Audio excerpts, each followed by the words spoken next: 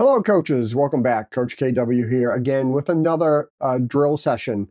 This time it's a little bit different. It does take a little bit of a turn from a typical play practice play. It's more of a functional practice. It is a practice, an actual session that I delivered with my third grade team a couple years ago, and it was super successful. But it is a little bit different in terms of it's a little bit more prescribed, and unfortunately, in order to help your players along a lot of times, especially again, town level players who perhaps don't have that rich background of watching soccer with parents that are knowledgeable, they don't necessarily have some of that background knowledge that our athletes who play hockey, wrong side, hockey, or baseball or football, who watch it with their parents and are a little bit more knowledgeable, tend to have just from their cultural background of watching sports here in the United States. So it's a little bit more prescribed, and it also takes into account realities on the ground. Everybody wants our soccer players to be two-footed and be equal with both feet. And we all know, even at pro level, they're not equal. They might be 70 or 80% from right foot to left foot, but they're not equal. Well, our U10 players are nowhere close to equal. So this drill does take into account that fact. So what we're looking at is how we attack from wide areas, and we do it in our formation of our 2-3-1. And we lay out basically the runway patterns for our players to run. And in this process, we're teaching them about angles of attack and angles of support and moving with their players and making different runs. But it's very prescribed. I'm sure that if some U.S. soccer person looked at this, they'd be like, no, no, no, this has far too many directions and cones and lines and whatever else. But sometimes in order to get through to your players a very kind of complicated idea that they don't have a natural inclination to, because again, they don't watch the game enough, they need sometimes something like this. And it was very successful. We'll talk about that at the end. So let's jump in to the graphics. We'll take a look at it and go from there. Okay, so here we are. This is a functional finishing from wing play session. I call it functional because it's not necessarily a technical practice. It's much more a team-based practice. You're really teaching a functional skill for your whole team with and without the ball. And that's just the way I think about it. So that's why I call it that. There may be some other name for it, but that's what I've got. And we're working on finishing from crosses, delivering crosses from the left and the right. We're really working with the 7, the 11, the 8, and the 9. And I delivered this session in the spring of the first year of my team, my third grade team. So my boys are in third grade. It was the second round. So we had a fall session. Now it's the spring session. So that's when I delivered this a couple of weeks into the start of the spring season. So here's my welcome activity. And honestly, there wasn't any thought in this one. It's just what I did. It was just my son and I. Players were late arriving.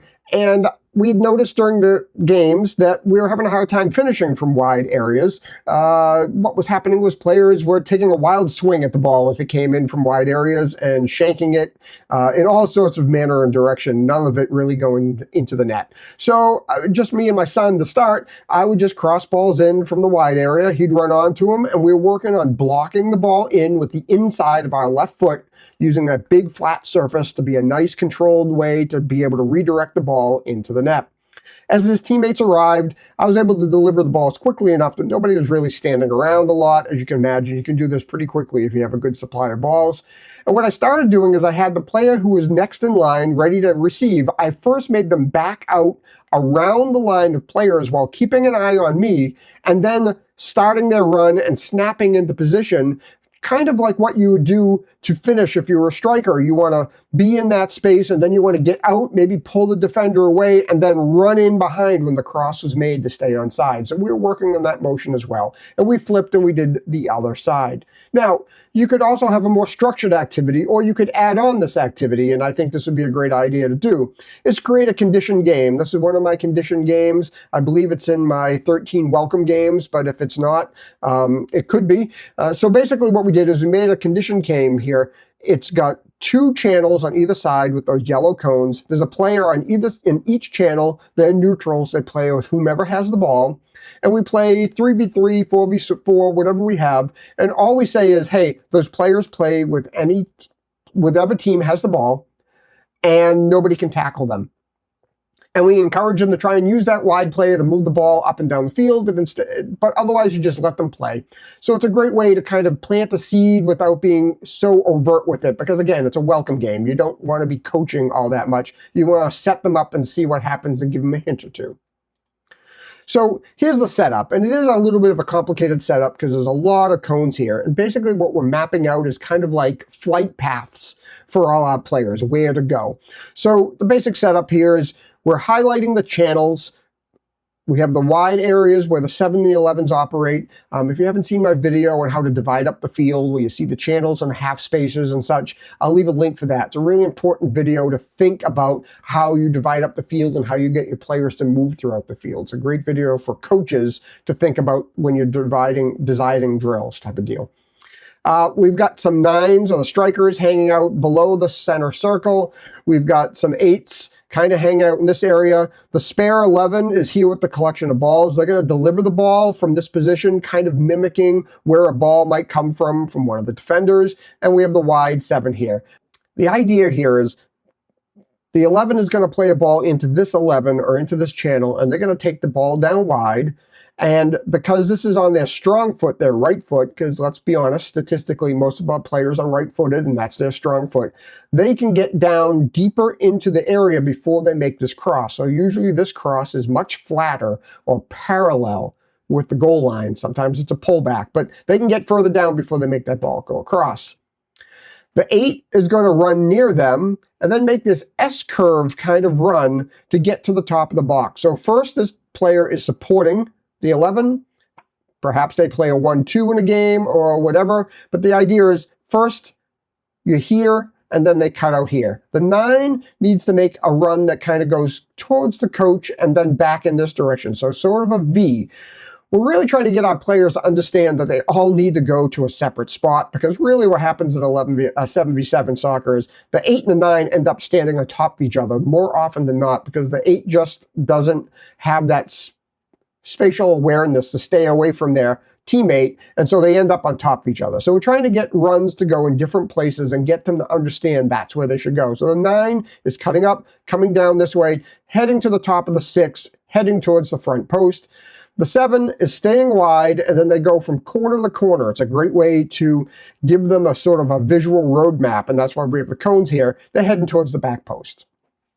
So the ball comes in here. They come down, they make that cross in, and now we're working on blocking the ball in with the left foot if we can as they come across. If the striker doesn't have it, we have the wide 11 to clean up. If this player pulls the ball back, you have this player at the top, the 8, come down and finish. And also this 8 serves a purpose of, if there's kind of that slop in the box where the ball is bouncing around, they act as a seal at the top of the box. It's also important for this 11 not to just stand around after they make the cross.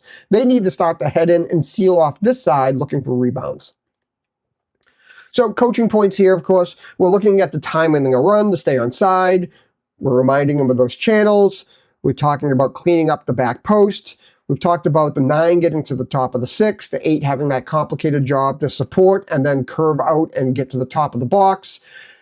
Again, the 11 can't just admire their pass. They need to get in and seal off the thing. That crossing player shouldn't be really thinking about where their teammates are. They should take a glance up and then they're firing in. We're talking about that blocking motion with the left foot, or, getting those hips open towards the ball, facing them diagonally as they come in. So if they have to sweep with their right foot, they have a better chance at it. And again, we talked about with right-footed balls, they tend to be a flatter delivery because that player can get further down into the area, closest to the goal area, before they send that ball in.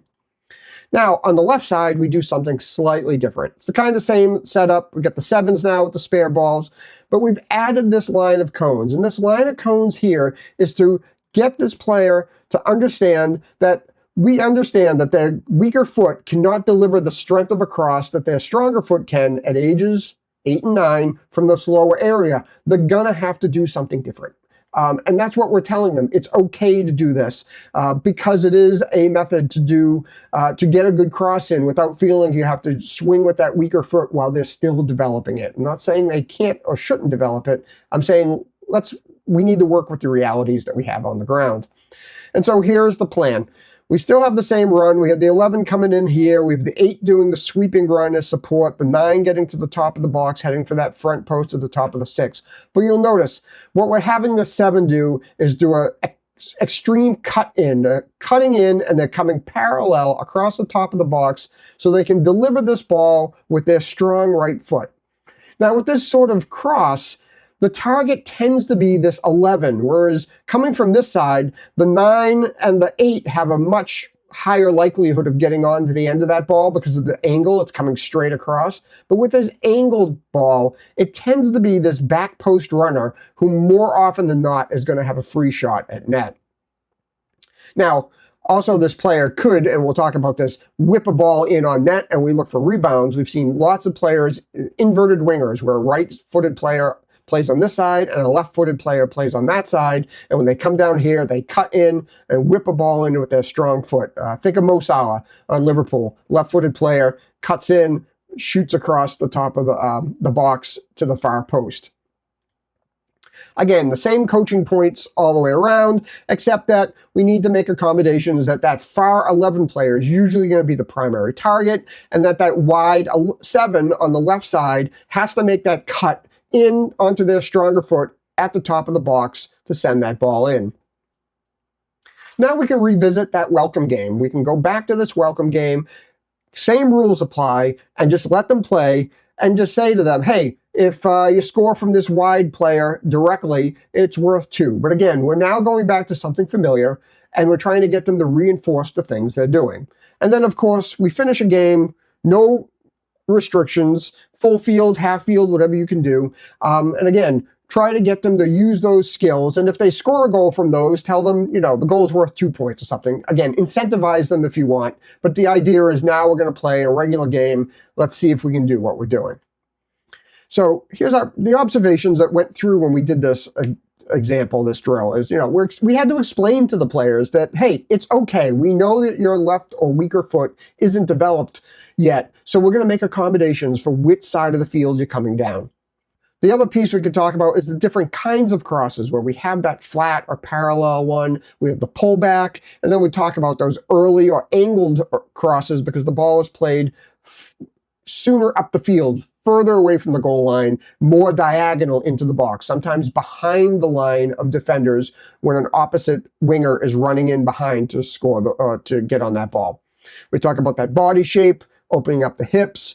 We do unopposed at first, then you can add a keeper and even defenders if you want. And if you want to add some urgency to your players, if they're kind of just going through the motions, the player that makes the pass to start the practice, they can then chase the player in their channel to give them a little bit of pressure. It really does speed up the speed of play because it just gives them that incentive to get away from the player who's coming after them from behind. It just makes the whole practice move a little bit quicker.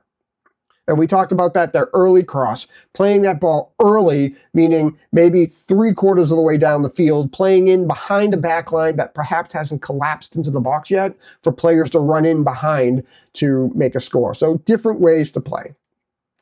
Again, here's the map overview from the left side, that cut in and the wide ball coming in, usually for the 11. And from the right side, usually flatter or a pullback, but the same motions. Now, we'll talk about the results. We had this practice on a Thursday or a Friday. We had Thursday, Friday practices. The next day, we had a game. First half, the field condition wasn't great, kind of bumpy. But in the first half, we scored 2 goals. We had at least 5 other chances from play just like this. In the second half, we had even more success just because that side of the field was easier to control the ball, frankly. There were less rocks, to be honest with you, and dirt in the field on that end. And, ended scoring up 4 more goals. And what was super fun about it is that the kids were so excited because they recognized what they had done a day or 2 prior was working in the game. And really, that's all you could ask for. So while we scored a couple goals from the left side, obviously, statistically, we scored far more from the right side just because that's the reality of youth players at ages, 8 and 9 years old. They're going to be just far more right-footed players, stronger on the right foot, better crosses, away they went. Well, I hope you found that useful. It is a little bit different.